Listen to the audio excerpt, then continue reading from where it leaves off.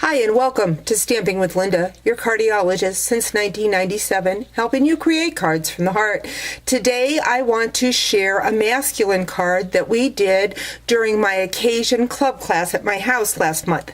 I don't know about you, but masculine cards can be a challenge. And so this card uses by the Tide stamp set found in the spring catalog and also the Petite purse die. So I wanted to share a little bit about that. First off, the Petite purse is just that. It is a die to be used as a woman's purse, but what we're going to be using is just this portion of the die. So you need a scrap piece of crumb cake, at least 3 inches by 4 inches, and something that I found with my die, I just need a little shim underneath that die. Sometimes that happens with your knives. You need to add a little shim. The red color on my die is the Decor Elements material that we used to carry, and I put that on my die so I know where the image is, so that I can put my piece of paper on there.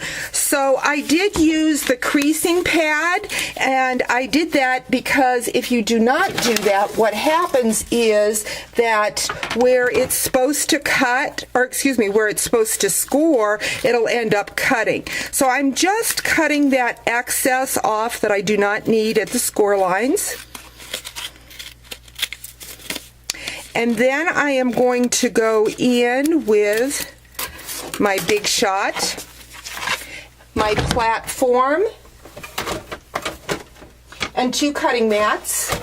I'm going to be using my lattice embossing folder that is found in the main catalog, and I'm going to put that little fishing pack in there. Run that through my Big Shot.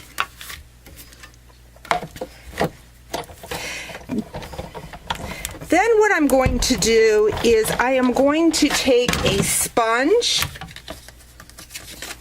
So I've got my little fishing bag like so. Get my Big Shot out of the way. I'm going to take a sponge and my crumb cake ink pad, and I'm going to sponge the edges of that bag just to give it some depth. I take a piece of cardstock, the same color that's the ink on my sponge. Write the color so then that way when I look in my sponge drawer, I know what color is on that sponge. So I've got my little fishing bag done. Next, I'm going to go in with my piercing mat and my piercing tool. I'm going to use a little brad that comes from the antique brads. I'm going to punch a hole and put that brad in like so. You're going to need to take those brad prongs and push them together off to one side, only so they do not show on the little closure, like so. Next, I'm going to take some glue dots. I'm going to go in with a scrap of the taffeta ribbon and use my glue dots. This is the 1/8 inch taffeta ribbon. It is a little bit bigger than what I need, but I had this already cut from another class I did. So I'm just going to put that in the flap, turn it around like so, add that on that side. I'm going to go in to my dimensionals, add a dimensional to the top of that. Oops, my brad fell out. That's not a good thing. Let's just put that back in, and we will use a glue dot to hold those little prongs in. Always easier to do when you're not on camera, of course, But you know how it is. Some days are just frustrating, and that's what this is causing me, is a little bit of frustration. So I've got that. I'm going to tip it, those prongs going one way,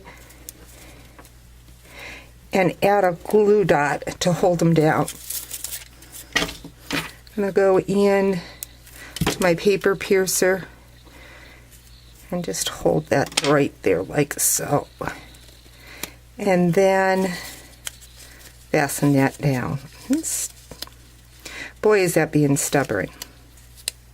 But you got the idea. Anyways, I've got my fishing bag done like so. I've taken a 4-inch by 5 1/4 inch piece of early espresso cardstock, ran that through the Cloudy Day embossing folder. Going to go in with my dimensionals and add that fishing bag. Next, what I did was I used the Petite stamp set. Again, that crumb cake ink pad. Here's that stamp set. Going to use the fish from there. Stamp my fish. And I have already taken another piece of cardstock and cut that fish out. Use my bone folder to kind of break that cardstock up so I have some texture to my fish. Added some linen thread, a glue dot, and onto a toothpick. Next, I'm going to go into my glue dot. Kind of need to roll that glue dot onto your toothpick so that it holds. Going to add my fishing pole. Next, going to put a dimensional on the back of that fish so he kind of stands up like so. Next, I'm going to go into a 4 1/4 inch piece of cardstock by 11.